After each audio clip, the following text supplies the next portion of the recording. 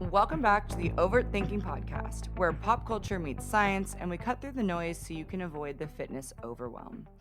Some of the most common questions we get as coaches are, how heavy should I be lifting? And how do I know if I'm lifting heavy enough? And here's the thing, most women in the gym aren't lifting heavy enough to see the changes they want, at least, or they're lifting too heavy in a way that actually works against them. Maybe you're sticking with weights that feel safe, but never really challenge your muscles enough to grow. Maybe you're going so heavy that your form breaks down, leaving you more likely to get injured than stronger. Or maybe you're hopping between workouts and movements so often that your body never gets the progressive overload it needs. And in today's episode, we're going to break down exactly how to know if the weight you're lifting is right for you and your goals, using tools like RPE, RIR, progressive overload, so you can build muscle, get stronger, and train in a way that actually works long term. And if you don't know those acronyms, stick around because we will tell you. But But there. first, we are taking a newish take on our this or that. We're doing, are we influencing or de-influencing something? And so, Kels, what are you influencing or de-influencing this week? Since last week we influenced you on something, I'm going to de influence you this week on collagen supplements. Tell So, us why. my beef with collagen supplements is that they're just not superior to like a whey protein because they're missing key amino acids that you're going to get in a whey protein, and they're basically the same thing. They don't necessarily have the benefits to like hair, skin, and nails that they say they do. They have really good marketing, not so good at building muscle or turning the building blocks into actual collagen that is usable for like tissues like muscle, skin, hair, nails. Whereas whey protein, on the other hand, has all 9 essential amino acids, especially leucine, which is kind of like the spark plug that triggers muscle protein synthesis. So I'm de-influencing on collagen and influencing whey protein. And it makes sense that collagen got so popular because it's protein and we're being fed is eat more protein, eat more protein. And not all Yes. proteins are treated equally. And the world would be so much easier if it was that way. Like all workouts will get you your dream body. All foods will get you, in a caloric deficit and gaining whatever. But the Right. reality is that collagen is just not that way. And It just feels like another targeted approach, like specifically at women, where like the word collagen kind of sounds more feminine and dainty and delicate and not this like protein. whey protein, isolate, Terminator. Exactly, It's like exactly. collagen sparkly and Yes. pink Yeah. And with it comes in a gummies. smaller bottle and it's more expensive. So yeah, And, like, you overrated. want it next to your pretty makeup, and it's nice. You don't see any, like, Bass Pro Shops type collagen, okay? That's right, Yeah, though? where's the collagen targeted at men? No, there isn't. It's like, get your Terminator bar. And Yeah. so what I love that one. Thank you for doing that because I was actually super influenced by collagen. I was like, great, this is protein. It's dairy and gluten free. I could Yep. pop it in my coffee. It takes the the effort out of it. I was super into collagen for a long time, and it wasn't until I had to do again my own research as a coach, and even in taking it, I thought I was like, my hair, skin, and nails are getting better. Right. I We're love a placebo effect, but yeah. we want you to have the real facts. So collagen is almost like a supplement to a supplement. Like you still need the other essential amino acids to Yeah. get the benefit. If you have some, sure, Finish great, it but off. Use yep, it. finish it off. Maybe get whey protein next time. Yeah. Or What's I'm yours? going to de-influence. Don't come for me for this, okay? There's benefits to Let's everything. hear it. Give us the tea. Orange Theory needs to be buried in the ground. Okay, here's the thing. Orange Theory and all group fitness classes, I love them for the ease of like you sign up, you show up, the urgency is there, you get charged if you don't go. So there's like an extra level of like urgency to do it. And you Here's get why the I'm accountability of like group fitness. You're in a community. right. And there's people around, like you start making friends, you start noticing the same people that go to the same hour of your class. All of that stuff, I love it for you. Orange Theory specifically is just kind of like a cardio hamster wheel class. And if you sit all day at work, you might benefit from doing Orange Theory a couple times a week just to get some more aerobic flow, some heart health, some cardiac action there. But the reality is that Orange Theory, you're never going to lift heavy enough to elicit a response to change in the muscle tissue. And when you're constantly under aerobic fatigue, like and now trying to do like heavy squats, it's just not going to elicit the right dose response. Yeah. And you're just kind of in this red zone, like the whole splat points. It's like you're getting awarded for working way outside your target zone. Like the orange splat points are basically just forcing you into this like unsustainable, really hard, it's going to make you crave sugar later because you're just going, going, going and not actually breaking down muscle tissue. You're not getting the Yeah. metabolic effect that lasts the rest of the day. I would be so curious to see a study of like a duration comparing like actual intentional appropriate weightlifting compared to like same duration of Orange Theory or F45 because that is the study that I want to see. Totally. Take me through a 40-minute strength training workout, which we've talked about a lot in here, so you should know how to do that. But like take me through a 40-minute strength training exercise and then take me through 40 minutes of Orange Theory. And I would be really curious to see how people's energy after the class feels, how Mhm. their hunger levels change, how their like ability to dismiss cravings later in the day is, and Yeah, also truly how their body composition changes. I think if you're consistent enough with kind of like anything, you can see some sort of change. sure. But It's a good jumping off point, and we can do a whole episode on that. I think that's like we could go down tangents for hours and yeah. hours. But this is a perfect segue into our topic for today. So, Yes. like we mentioned in the intro, we're going to walk you through how you know if you're lifting heavy enough and Mhm. how to judge it session to session. So many of my female clients they come to me for a reason because they stop seeing results. Oh, I've plateaued. Okay. The main source of that is likely, and what I have seen in their programming is that they're just not pushing themselves on their own. They don't really know how or if they're pushing themselves hard enough. Or they've So when never they done come it before and they're like don't know what their true edge is. exactly, exactly. So then we discuss things like RPE or rate of perceived exertion and RIR, which is reps in reserve. We'll dive into a couple of those things here in a minute. But really, like, that is the most common question we get is like, how heavy should I be lifting? And it's individual, it's relative to each person. And a lot of times, those same people are changing their movements and changing their reps and changing their rest and tempo and everything every single week. So their body doesn't really have a chance to like set a baseline to jump off from and progressively overload from, which again is And another term we'll talk about. And that goes exactly into the reason why you're de-influencing Orange Theory is like Yes. those workouts week to week, every single time change. There's never enough intention and consistency to build that adaptation.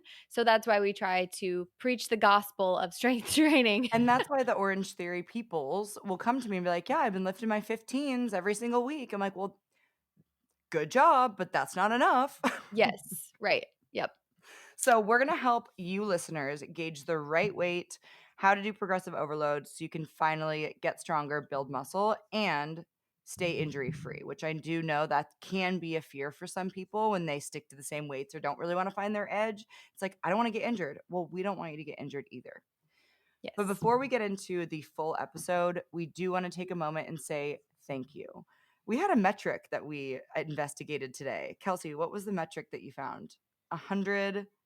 Yeah, we just hit 100 followers on Spotify. Woohoo! So thank So thank you. you Keep to the sharing. 100 and beyond of you who have been really supportive and continue to share our episodes with your friends and subscribing so we can help more humans. Let's talk a little bit about effort and how to judge if your training is too light. So we've done an episode on this before, but it's time to bring it back. So we use in your and I programs and Mhm. all of our clients a tool called auto regulation. So there's a couple versions or a couple tools in the toolkit that can help explain auto regulation. So there's RPE, rate of perceived exertion, and RIR, reps in reserve. And they're kind of the inverse of each other. So RPE is a scale from 1 to 10 that you rate yourself after each set based on how effortful and how hard that set was. So if I say that was an 8 out of 10 for me. An 8 out of 10, if you've never gone all out before, can feel really freaking hard. But an 8 out of 10 for me is actually where I like to keep my training for most of my session. Yeah. Yeah. So with the inverse of 8 would be 2, right? So then that means effectively I have 2 reps in reserve when I say I have an RPE 8. When I say that was an 8 out of 10, that means I probably could have done 2 more reps before absolute failure. And as I teach my beginner clients this, I will always ask them before even prompting the explanation of what RPE is. I'll say, okay, that was a great set of 6. In a theoretical world, how many more reps could you have done? Exactly. And they usually say something like, I don't know, 4 or 5. And as a beginner, that may be true, but it may realistically be less. So it takes some time to figure it out. But then I can say, okay, let's add a little weight. How do you feel about adding a 5 per side or a 2.5 per side? And then we ask again, okay, if that felt like 2 or 3 left in the tank, that's where we want to be. Yep. And if you're training on your own and you don't have a beautiful coach like Kelsey helping you along the way, auto regulation can also be if you have like a rep range, right? Like I have, and we'll get into this later too, but like if it's 6 to 8 reps, Yes. RPE 8.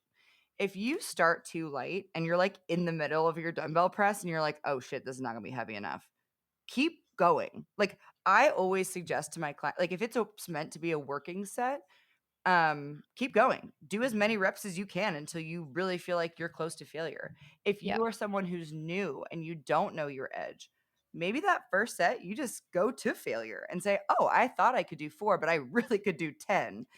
I Then, also wanna talk about your rep range. So 6 to 8 is not permission to, "Oh, I only get to do 6. right?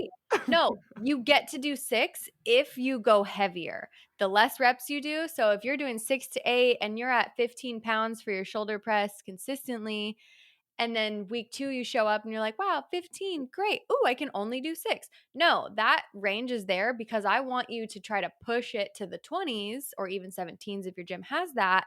Yep. And if you can only do 6, then cool, you made it to the range. Then next week, I want you to try to get 7 or 8. And then again, this is how different forms of intensity or applying intensity week over week gives you the power back to allow yourself to know yourself better. I actually feel like I've found like the edge of like what I can handle as a human being truly in the gym with intent like this. So Yes. before we get too deep into the rabbit hole, if you start too light, you can stop the set and just consider that like, I did a A couple warm reps up. like a stress test of the weight. Like, oh, I was It's a just warm up. seeing how the 15s felt today. Yes. Number 2, you can do the full set and be like, "Yeah, that 6 to 8 reps with 15 was just not heavy enough." Okay. However, if you keep going and chase the right RPE, I would consider that a first working set.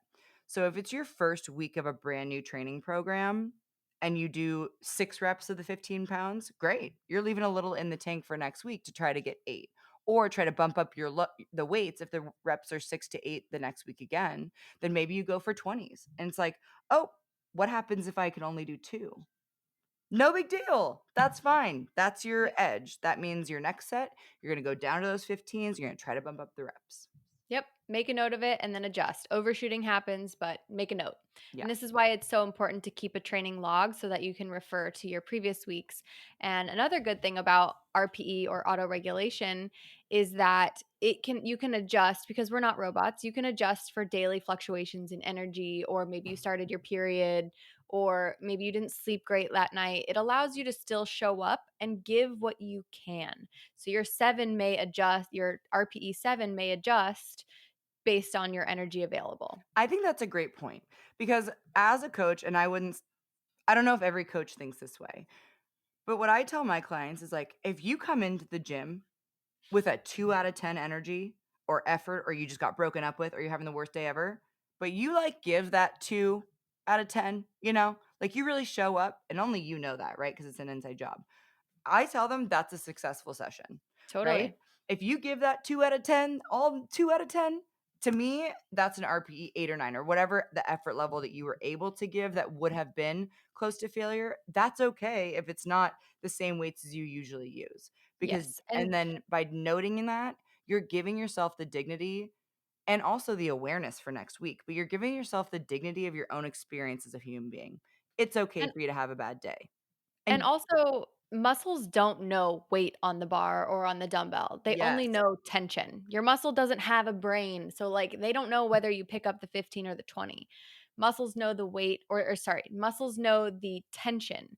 So, if you're still contracting and, like, really trying to engage with the muscle that you're using, like thinking about the muscle, really think about it. that's what's going to respond and trigger that adaptation, not whether or not you're using the 15s versus the 10s. Like, yes, that is true, but also what we want is the tension. Yes, your muscles can feel the tension and like the look, like how much strain is put on them and how many motor units is required to complete the exercise. And that's where your nervous system gets tapped in. So if your nervous system and your brain is feeling tapped from a hard work day, breakup, whatever, it is going to be harder for you to lift same or similar weights, or especially gymnastics. Every time a client's like, "Why do my pull-ups feel like shit today?" I'm like, "Did you sleep bad?" Because gymnastics are very largely dependent on nervous system, and those movements also are harder to progressively overload. So you're gonna have to rely on some of these techniques, where maybe on your pull-ups one day, you really focus on squeezing your chin over the bar and really engaging your lats as hard as you can, and then maybe the Mhm. next week you're like, "I really tried to slow my eccentric down, really tried to make my brain connect to my lats a lot more because I know I struggle with that, my upper traps take over." All of that we love, but you will not have those light bulb moments as a client or as an athlete without writing those notes down. And whether they're seen by a coach or you're reviewing them, your experience matters. And it's really the only true way to auto regulate is by leaving yourself these little love notes each week in your training. Yeah. You are your own greatest test case. Like, if there is something, if you can't afford to hire a trainer or you want to go about it on your own, great. Love that. But make sure you are studying yourself because that's your best test case. So I think it's helpful to go over quickly. We'll put in the show notes a little sample document for that explains RPE and and RIR.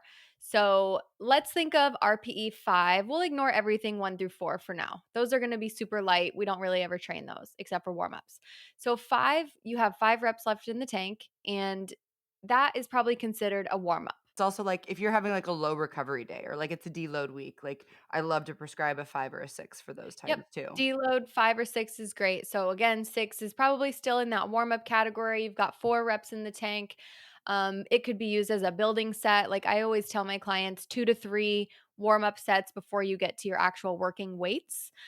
7 starts to be more comfortably annoying, challenging, but doable, where you're starting to feel the urge to grunt. Like on that last one, you're like, oh, yeah, that was spicy. Yep. But Yep. you're still giggling a little bit. Right. You're, like, starting to get, like, a damp forehead or, like, your nose my nose always sweats first. I get these, like, little beads on Interesting. my nose, and, it's where do you sweat first? I'm not a big sweater, but, like, my in between my boobs and my lower back, for sure. Like, that one bead of sweat that goes between your boobs and no one else can feel it but you? Yeah. Yes. So 8, 9, 10, 8 and 9 is really where I stay for the majority of my training and where I prescribe the majority of my working sets for my clients. With that said, in the first week of a new training build, I do like to give my clients what I call like a week 0. It Mm. could also be considered a transition week if you don't want to break your flow and take a deload. Sometimes I'll just drop the volume down a little, or I'll keep the same volume that they're going to be training in, but just decrease the load a little bit so they can learn the nuance of their program, really focus and nail down that mind muscle connection first before we start using these progressive overload techniques. So 8 is like 2 reps left in the tank.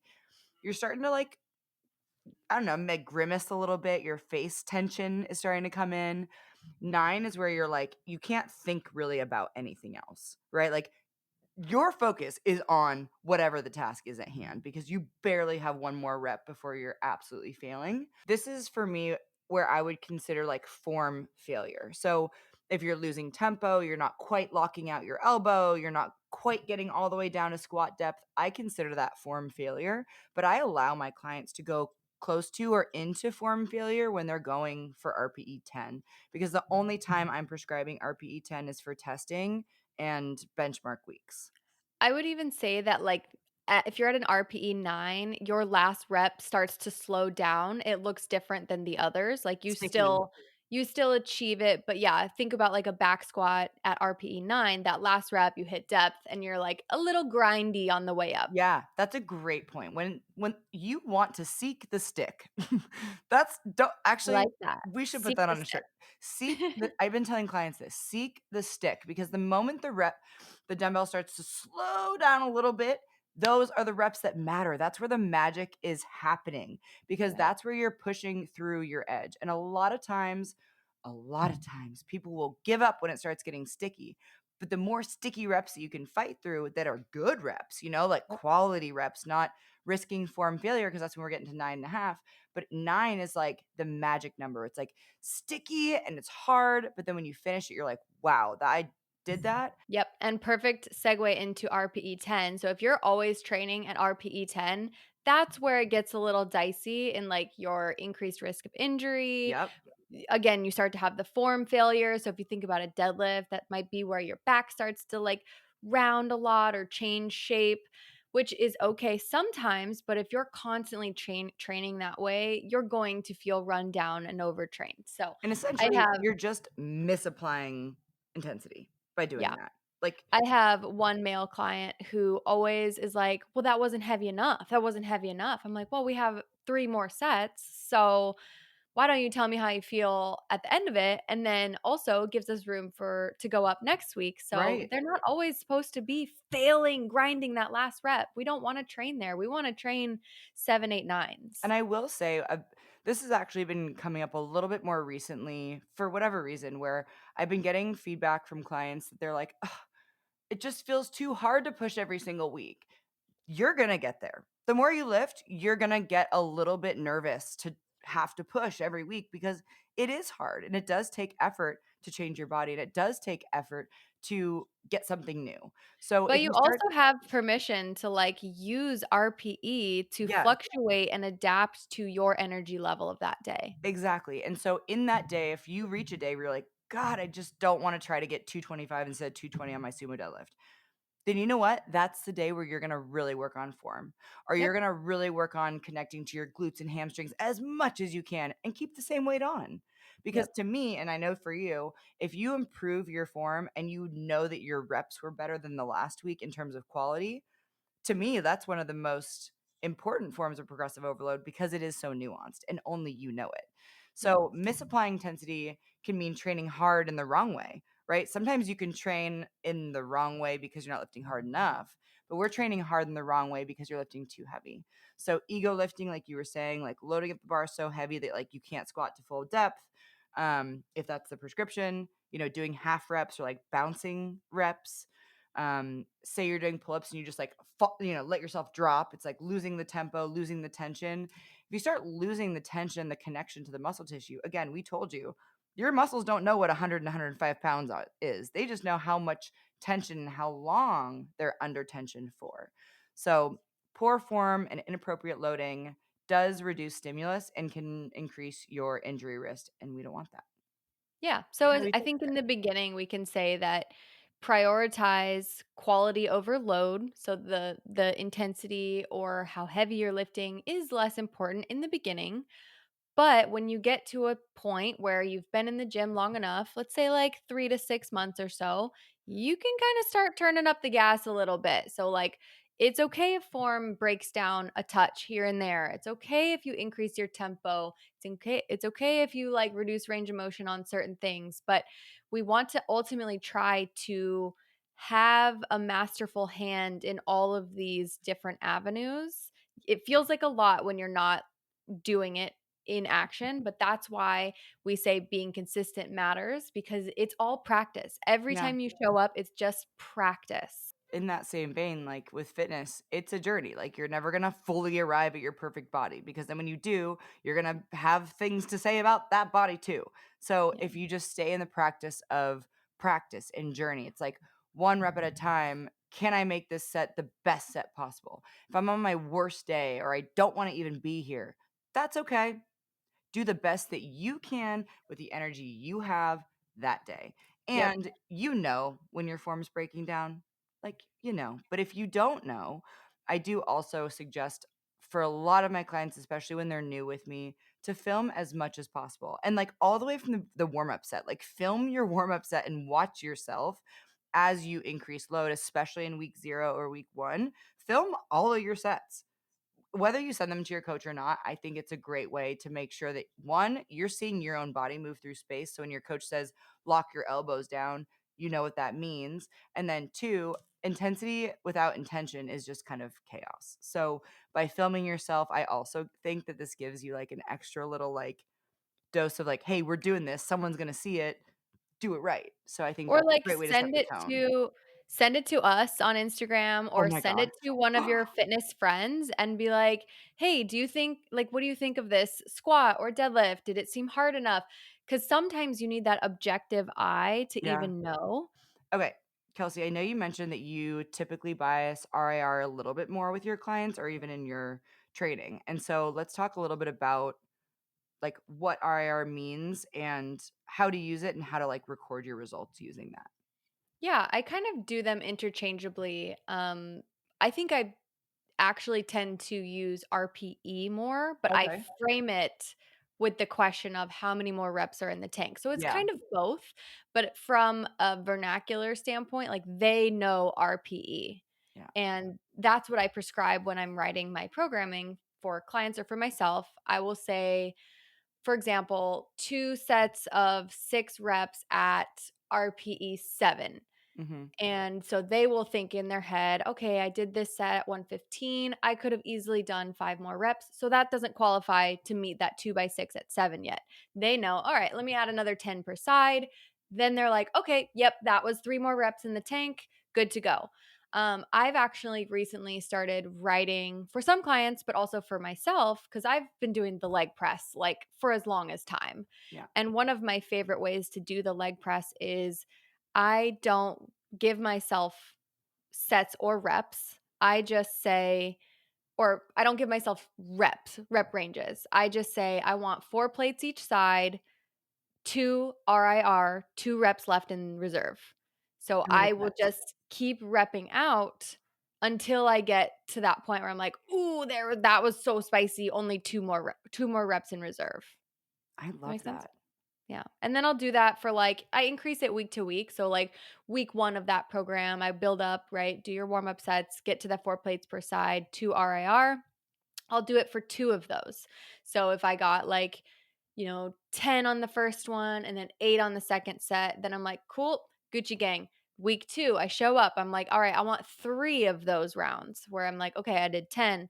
I try to seek more every week, so then I got 9, and then I did 11 on the last set because I had taken more rest. So that's Mm-hmm. kind of how we can use and progressively plan RIR for that example. And in that example, the variables that are controlled are the weight that you're using, the Mhm. modality you're using, the tempo you're probably using, your rest period's probably the same. So the Yep. only thing that you changed from week 1 and 2 was you did add another Seeking more set, rep. Yep. but you also were just like, "How many more reps could I do?" Yep. There wasn't a change in the rep prescription. So truly, in this example, the only control that you're changing, only variable changing is number of sets that you did. Yep. Yep. However, what a valuable experience to be like, I'm just gonna see what I can do. How Right. empowering is that for you to be like, I got my leg press day. I'm gonna see what I can do today. I think a lot of Exactly. people get stuck in the, oh shit, I'm gonna have to beat myself this week. Oh no, I don't know if I can do it. And then that ends up being a way bigger barrier than just being like, fuck it. Let's just go have some fun. What can Yep. I do today? And I think Yep. that mindset is awesome. All women should try that. We should all Yeah. try that. Send us your leg press videos. Do as many as you can. Yeah, use that as an opportunity or your homework assignment to pick one exercise this week, whether it's hip thrust or bicep curls. And you're just going to say 2 sets of at 15 pounds. We'll call it bicep curls. 2 sets, 15-pound bicep curls for 2 reps in reserve. And do that for a couple sets. Yeah. Maybe you can get 3 reps. Maybe you can get 15 reps. Just see. Maybe you're listening to this podcast and you're like, ooh, I feel exposed. I've been using the 15s for the same movement for the same last 10 weeks. Well, this is your opportunity. Take those 15s and do as many of that movement as you can until you literally cannot move the weight anymore. From there, the next week you're going to come back and you're going to aim for an RPE 8. And that's going to be 2 reps in reserve to that true failure. But I want you to bump up your weight. Yeah. If you're pushing more than 12 to 15 reps typically, then it's time to go up in the weight. Yeah. And we did a whole other episode about this, like how many reps is good? 6 to 12 is a big range, but it's kind of the right range. It's kind of where you want to be. If you're trying to elicit hypertrophy, that's also very dogmatic and not nuanced enough, but it's it's a benchmark. So Yeah. let's wrap this up. We wanted to give you a little shorty cute episode today. So we're going to wrap up. And we know that the seasons of life can dictate your level of adherence, but it doesn't have to dampen your consistency. So we just want everyone listening to have the tools to still kind of stay in the fight and stay on track towards your goals, but just make these little tweaks when you need to with both intention and action. We want to hear about your obstacles in your training. Maybe it's not pushing yourself enough. Maybe you don't really know what the fuck to do. Let us know. Slide into our DMs on Instagram or comment on this episode on Spotify. And please comment on our Spotify episodes. It's so fun to see your comments. Yes, and please download as well. We would love it if you share this with a friend who needs this, and find us on Instagram at overt_thinking podcast, at Brianna Lamb, at Kelsey Michelle, so we can keep the conversation going. Until next time, stay strong and stay fierce. And we will see you in the In the next next episode. episode.